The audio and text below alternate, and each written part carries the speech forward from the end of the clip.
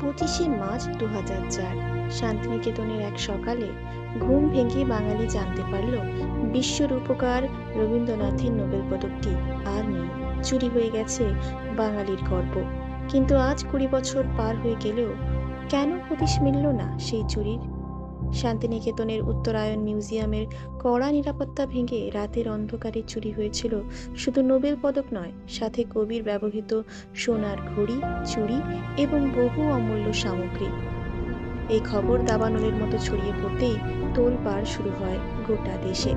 প্রথমে পুলিশ এবং পরে সিবিআই তদন্তে নামে। সন্দেহভাজনদের জেরা করা হয়, এমনকি সুইডেন থেকেও তদন্তকারীরা আসেন। 2007 সালে তদন্ত বন্ধ করে দেওয়া হলেও পরে আবার শুরু হয়।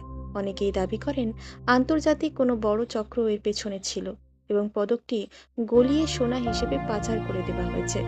কিন্তু আজও কোনো নিশ্চিত প্রমাণ মেলেনি। সুইডিশ একাডেমি পরে শান্তিনিকেতনকে নোবেল পদকের একটি প্রতিলিপি উপহার দেয়, কিন্তু আসল পদকটি আজও রয়ে গেছে লোকচক্ষুর আড়ালে, এক রহস্যের আড়ালে। কবি স্মৃতি কি তবে এভাবেই কোনো অন্ধকারে প্রকোষ্ঠে বন্দী?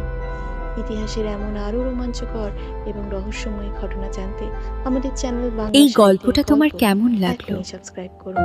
কমেন্টে জানাও।